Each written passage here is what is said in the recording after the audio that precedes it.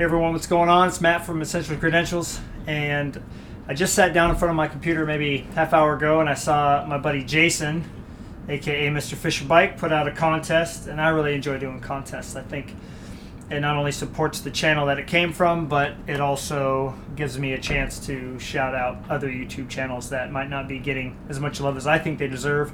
I know there's a lot of collectors out there. I recently did my Hall of Fame nominations. You know, I'm kind of new to this whole YouTube thing still, as compared to some of the other channels that have been out there for a while that I voted for. And so anyway, it's been fun to kind of discover new channels and whatnot. But Jason put a challenge out there for everyone to, like, for contest that he's doing, to come up with your YouTube MLB lineup. And I'm going to put mine on the screen so you can freeze it if you want and take a look, and then I'm going to talk about why I put each one there. So here's mine. All right. So he wanted us to list every position on the field, as well as a relief pitcher, a designated hitter, a coach, and a mascot. Let me fix my camera so it actually won't get all blurry here. It's not going to do it. Come on now. Nobody wants to see. There we go. Is it going to get me?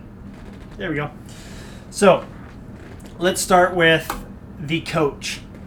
And this was an easy one for me. It's the only non-baseball collector, although this person is a collector of, like, figurines, and he was this way when I was a kid, and that is my dad. So his YouTube channel is Bobby Burrows. He's a musician, an amazing musician, especially a guitar player. And he's got some new music coming out every month, starting in February. So every month there's going to be a new song that he releases. My dad's a producer, and he's been writing his own music since I was very young. So definitely go give him a view or two or more.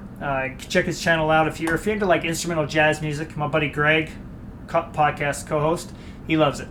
And I think you will too if you're into that kind of music. If you like jazz, if you like instrumental music, especially guitar-driven music with no vocals, go check it out. So all these channels, by the way, will be linked below in the description. All right, let's go to sorry, Jason. Let's go to the mascot. And I had to put somebody here that was a friend of mine that I could have some fun with, and that, of course, is Jason, MrFisherBike. And here's what I thought. You know, you go to baseball games as a kid, or even now, the mascot's going around and he's very friendly with everybody. And I feel like Jason, if we were I haven't met him yet in person, but if all of us were in a group and we were hanging out, Jason's such a relaxed, quiet guy on YouTube. I have a feeling that once you got social with him and everybody else was there, that he'd just be going around saying hi to everybody, and he'd be, he'd always just make you happy every time you were around him. So just like the mascots do, Jason, that's why I chose you for that. So let's go to first base. Oftentimes you see first basemen, they're big, strong guys, and they can really hit for power. And I feel like if Aaron Davis played baseball, he would be a first baseman, and he would crush it. He's a big Sheffield collector. He played outfield and designated hitter, but I feel like Aaron Davis is perfect first baseman. I know, we got some height, so you're not going to throw the ball over his head, and definitely got power. So Aaron Davis, my first baseman. My second baseman, Rice Bonds, Montana DeYoung, a.k.a. Allen. I've spent some time with Allen, and I feel like I know he goes to the gym. I know he's athletic, and a second baseman, they've got to move around and dive all over the field, have a strong throwing arm, turning the double play. Easy choice for me there. Shortstop, this was kind of a fun one, so I put Dead Guy Cardboard for shortstop. His favorite player is Barry Larkin, and I know that he was also a former athlete, so I put him down for my shortstop position. Third base, Andy Burkett, I hope I'm getting it right, Andy. I put him down for third base. Big Cal Ripken collector. Cal played third base at the end of his career. I felt like that one was an easy choice. And I know Andy played baseball too, going through high school, and he had a chance to go play college ball as well. He's got some videos on his channel of him in the cage, so I know he could handle third base for sure.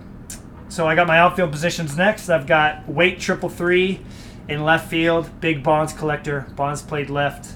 I know Ben definitely played sports growing up, so that was an easy choice. And then in center field, I was told that I could vote for myself, and whenever I play softball, I play outfield. I play center field when we only have 3. I play left center or right center when we have 4, especially in a tournament. So I put myself out there, and I really do enjoy playing softball. It's like a kind of an escape during the summertime.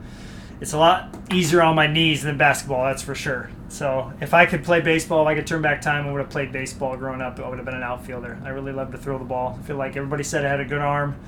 I love to run and jump and dive, and just like Ken Griffey Jr., I feel like I could fill that void for sure. Right field, I got my co-host, my buddy Greg, GMAC, 555. He loves Tim Salmon. He's got the best Tim Salmon collection in the world, in my opinion. I don't know anybody else that's got one even close to that. And Tim played right. Greg, I know you can handle right field, so I voted for you for that. Catcher, this is a fun one for me. So when I think of a catcher, I think of a guy who is kind of fiery. He's a leader. He understands everything that's going on the field, and he's not going to back down from anybody. You think of Yadi Molina, Pudge Rodriguez. I mean, there's been so many great catchers out there. Yogi Berra, who's Carlton Fisk. He was one that I really enjoyed watching highlights of, just because he didn't mess around with people out there, and he got the job done. And that is why I put Oakland A's 915. And I feel like Eric probably played baseball growing up. I know he's athletic. He still likes to skate, he said.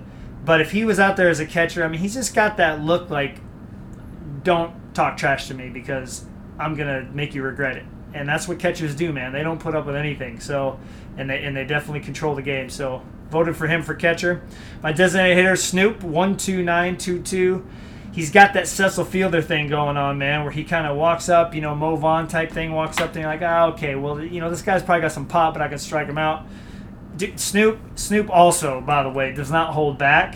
Snoop is going to intimidate you when he walks up to the plate. So, I got him as my DH. Easy choice. Now, probably the easiest choice though over the whole thing was my starting pitcher. And I don't watch any. There's like 2 channels I watch of people: KG Sports Cards and Phil's Polls. And Phil's Polls. I mean, if you haven't watched Phil's Polls yet, that's Phil Hughes, and he was a former starting pitcher, World Series champ for the Yankees. He played for other teams as well, but he'd be my starting pitcher. So easy choice there. And our relief pitcher, the savvy veteran. Got to have a savvy veteran on the team, and that is Tops 85401.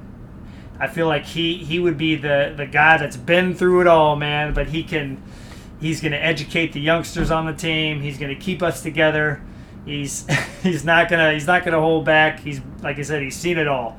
So he's gonna be a huge benefit to the team. So that's why I voted for all those people in my YouTube MLB lineup. And I hope to see other channels do the same. I'm blurry again. We're going to roll with it.